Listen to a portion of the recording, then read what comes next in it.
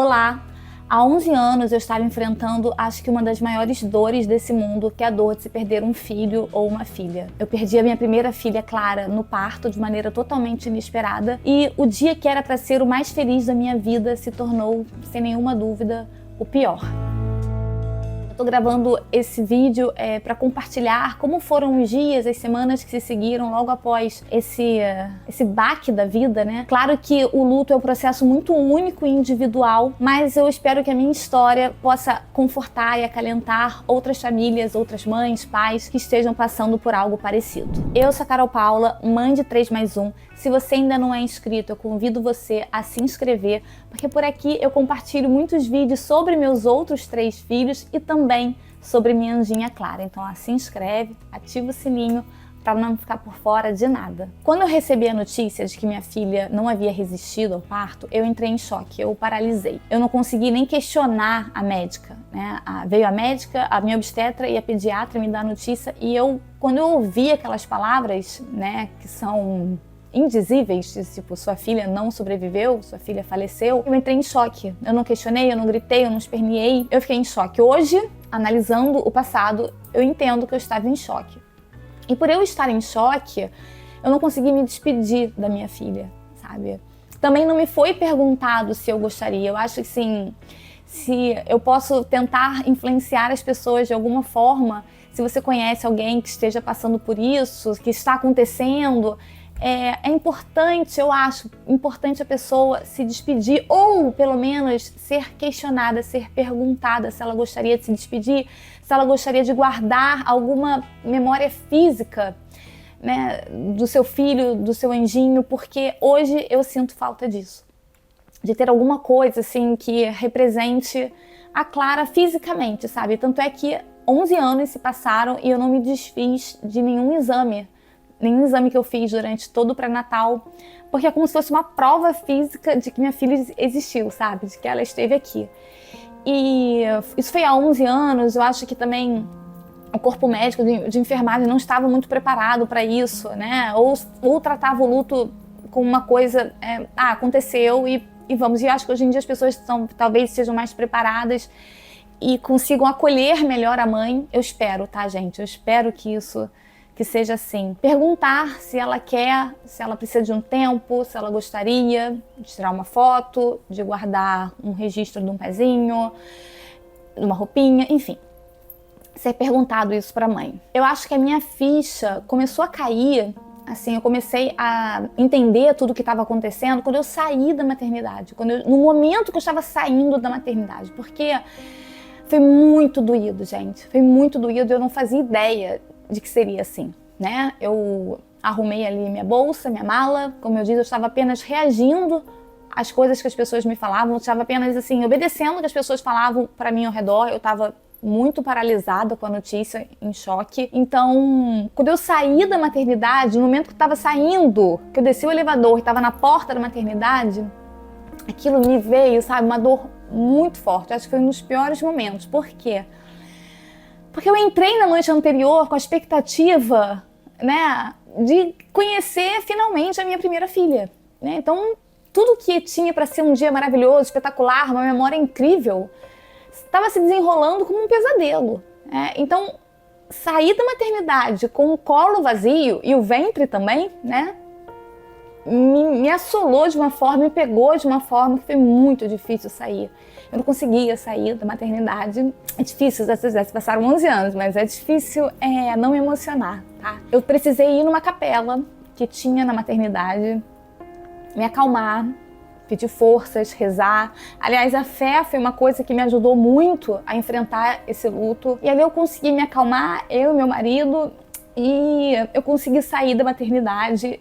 E não tive coragem de voltar pra minha casa, sabe? Voltar pra minha casa, encarar o quarto dela vazio, o berço, tudo ali na expectativa, aguardando a chegada da Clara e voltar pra ela sem a Clara, né? Era uma coisa que eu não estava preparada, eu não estava pronta. E na saída da maternidade, eu repentinamente falei pro meu marido, eu não quero ir pra casa, e eu decidi ir pra casa do meu pai. E lá eu fiquei cerca de uma semana e meia, até eu conseguir ter forças, sabe? E enfrentar o fato, né, de que eu teria que viver no meu lar sem a minha filha, presente fisicamente, né?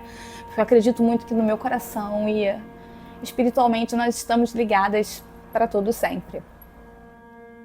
Então, é uma coisa boba, assim, eu sei que o processo do luto é muito único e individual, e eu acho que ninguém entendia isso naquela época, mas eu ficava com vergonha, eu ficava constrangida, sabe? Então, por exemplo, voltar pra casa, esbarrar com o porteiro, ele que me viu saindo pra maternidade, me desejou boa hora, assim, e voltar e ter que falar com ele, ou então vê-lo me olhando com pena, sem graça, aquilo também era muito desagradável, muito desconfortável pra mim. Então, nas primeiras semanas, a primeira semana eu fiquei na casa do meu pai, e nas outras eu fiquei reclusa em casa, porque esbarrar com qualquer pessoa na rua era desconfortável pra mim, sabe?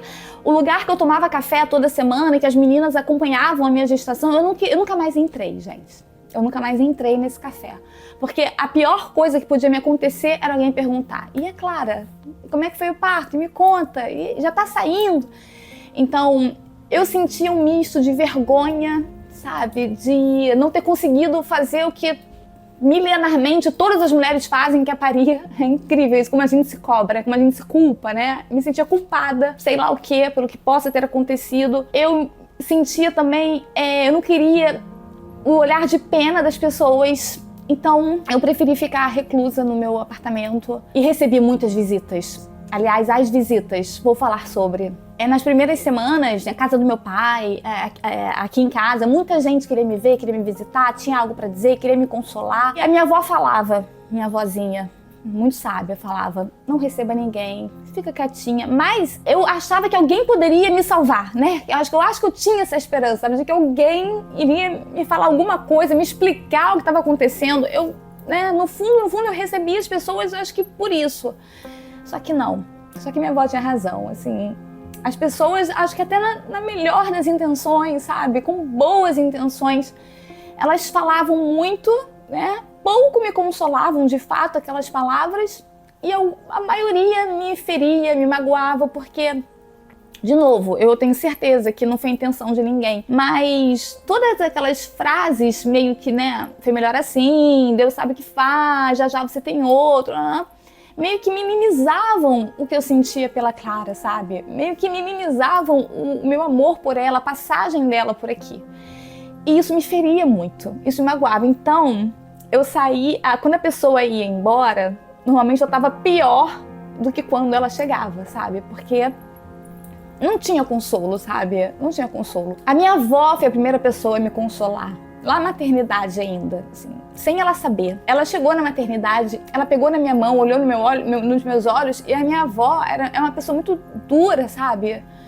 Muito dura, assim, muito casca grossa, né? Que eu já passei por algumas situações com ela, as quais ela sempre enfrentou de cabeça erguida. Raramente vi minha avó chorar, minha avó se abalar com alguma coisa. Mas quando ela entrou na maternidade, pegou na minha mão, eu percebi que algo estava diferente. Eu vi minha avó lacrimejando, minha avó muito emocionada, e por mais que tenha sido uma tragédia, assim, né, muito ruim, muito pesada, a minha avó estava emocionada ao extremo, pra ela, né, pra vovó. E a vovó pegou na minha mão e falou assim: minha filha, há 60 anos aconteceu a mesma coisa comigo. Eu perdi minha primeira filha também, só que na época o parto era em casa.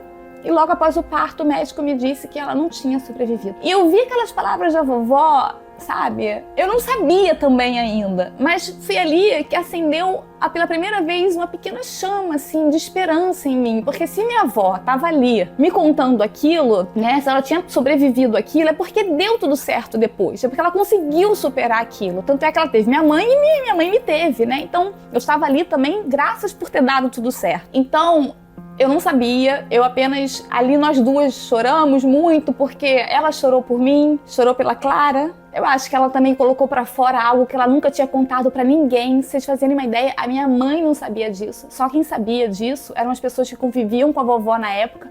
Eu acho que há 65 anos, quase 70 anos atrás. Hoje, 70 anos atrás, com certeza. Perder um filho no parto era uma coisa mais comum, né? E não era visto como a pessoa não tinha nem, acho que, direito ao luto, sabe? A mulher ali não tinha nem direito ao luto. E a minha avó, a maneira como ela lidou com isso foi o quê? Engolindo aquilo, né? Não contando pra ninguém e seguindo com a vida dela. Então, quando aconteceu comigo, com a neta dela, ela colocou ali pra fora toda a emoção, assim, pela saudade da filha dela, pela saudade da primeira bisneta. Então, foi um momento, assim, de consolo pra mim, sabe? Ali eu percebi onde eu ia encontrar a minha força. A minha força para enfrentar o luto estava justamente em ouvir histórias de pessoas que haviam passado pelo que eu passei e que estavam vivendo, sabe? Que tinham conseguido acomodar essa dor. Acho que é por isso até que eu criei esse canal Mãe de 3+1, em que eu falo muito da Clarinha, porque se a minha história puder ajudar qualquer outra pessoa, uma família, servir de consolo, já me dou por realizada.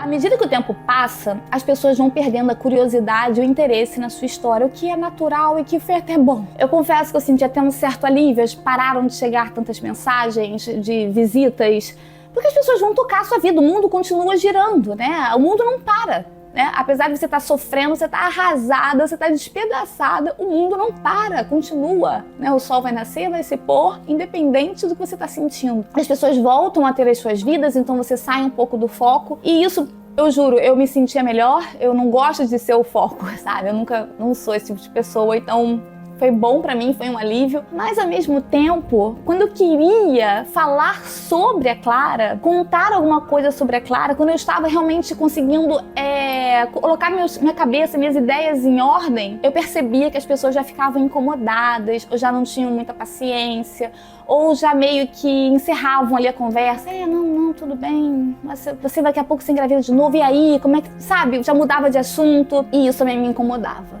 né? Porque muitas pessoas me mandam mensagem no meu Instagram falando assim: minha prima, meu primo, meu tio, minha irmã, meu irmão, alguém conhecido acabou de perder o filho, eu não sei o que fazer. O que eu faço, Carol? Você que já passou por isso. E eu acho que não tem o que falar, não há palavras que vão consolar essa mãe, esse pai que perdeu um filho. Eu acho que o principal é você ter essa sensibilidade de entender como que a pessoa tá reagindo. A pessoa entrou em choque, como eu entrei, a pessoa ficou atônita, a pessoa tá deprimida, a pessoa tá querendo falar, pelo contrário, tá fazendo mil coisas fingindo que aquilo não existiu. Eu acho que é bom o ideal é a pessoa ter essa sensibilidade de perceber como aquela pessoa tá reagindo e ser apoio. E estar por perto e ouvir, ser ouvidos, usar os dois ouvidos, né? Manter a boca o máximo fechada, ouvir o que aquela pessoa tem a dizer. Eu acho que essa é a melhor forma de se ajudar alguém que está enfrentando essa dor horrorosa que é de se perder um filho. E se você está se perguntando o que aconteceu com a Clara, como que ela se foi, eu vou deixar aqui um vídeo no final desse que eu gravei contando, afinal, o que houve com a Clara, tá? Sinta-se à vontade para compartilhar esse vídeo se você acha que eu contando como é que foram ali os primeiros dias do luto, você acha que pode ajudar alguém, pode compartilhar. Sinta-se à vontade também para perguntar e compartilhar qualquer coisa aqui nos comentários, que eu vou ler com muito carinho e responderei com atenção, tá? E carinho. Então, obrigada por assistirem, um beijo e até o próximo vídeo.